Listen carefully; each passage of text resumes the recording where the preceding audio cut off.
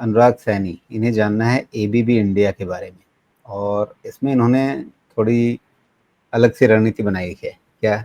10,000 रुपये महीने की सिर्फ 15 साल के लिए करना चाहते हैं। तो प्रति वर्ष ये कितना सीएजीआर मेंटेन हो सकता है इसमें?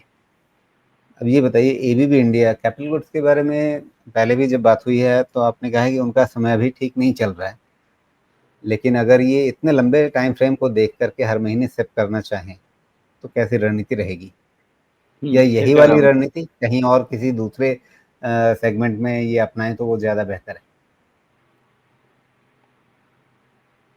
देखिए एबीबी का मुझे लगता है पी नॉर्मलाइजेशन तो ऑलमोस्ट हो गया है। तो थियोरेटिकली देखा जाए तो मेरे हिसाब से अभी चल रहा है 59, 10% नीचे किया इसको हमने, 10-12%, 50 के आसपास आराम से इसको पी मल्टीपल मिलना चाहिए जैसा मैंने इसको देखा है। तो अभी का क्लोज आप समझे कि 5,000 का, 10,000 नीचे किया तो 4,500 के आसपास। 4,500 से आप 2-3% और ऊपर नीचे का डिविएशन कर सकते हैं। मतलब मुझे नहीं लगता कि 10 से 15% से ज़्यादा इसका डाउनसाइड होना चाहिए, प्रोवाइडेड ये ग्रोथ रेट मेंटेन कर ले। 50 टाइम से नीचे तो उसको नहीं देते हैं, मैंने ऐसा देखा है। इस बार का रिजल्ट जहाँ तक मुझे याद है कुछ खास अच्छा था नहीं था, 12% का ग्रोथ था, ठीक है जी। हाँ नहीं था क्योंकि मार्जिन आपके 18% के 13% हो गए थे, ठीक है।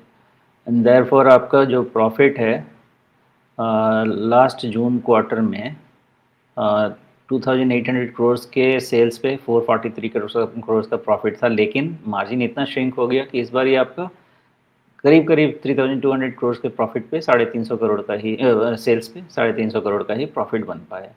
दिस इज़ ये आपका पी डाइल्यूट करेगा। तो मुझे लगता है राजीव जी कि 15 साल के लिए 10-10 हज़ार का एसआईपी करना इनके लिए कोई बुरा नहीं रहेगा। बट एक चीज़ का ध्यान रखिएगा भाई साहब, एसआईपी जितना 50 to 60 टाइम्स इसका पी रहेगा उसमें जितना आपको फ़ायदा मिलेगा, आप 15 साल में ये फिर से कभी 100 टाइम्स पे चला गया और वहाँ पे जाके आप इसमें इन्वेस्ट करते एसआईपी करते रहेंगे, वो बेनिफिशियल नहीं रहेगा। एसआईपी करने का मतलब ये है कि हमारा एवरेज कॉस्ट हमारे फेवर में रहे। तो मेरा अंदाज़ा ऐसा रहेगा, दो चीज़ें मैं समझ सकता हूँ, या तो 50 से 60 टाइम के रेंज में इसका प्राइस अर्निंग मल्टीपल रहे, एक्यूमुलेट करने में 15 साल के लिए कोई खराबी नहीं होनी चाहिए। दूसरी चीज़, उसी को अगर रेप्लिकेट किया जाए तो 4,500 से लेके इवन 6,500 के रेंज तक लंबे समय के लिए एक्यूमुलेट किया जाए तो ऑफकोर्स रफली आपका 5,500 का कॉस्ट बैठेगा। 5,500 का भी कॉस्ट बैठता है तो आपका ऑल टाइम हाई 9,000 का है, वहाँ से भी डबल का प्राइस बैठता है।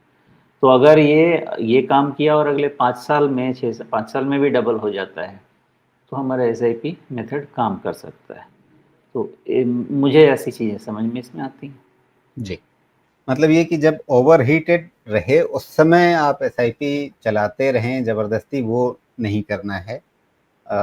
वो सब चीज़ें इंडेक्स में काम करती हैं, इंडिविजुअल स्टॉक्स में शायद उतने परफेक्ट तरीके से काम नहीं करेगी।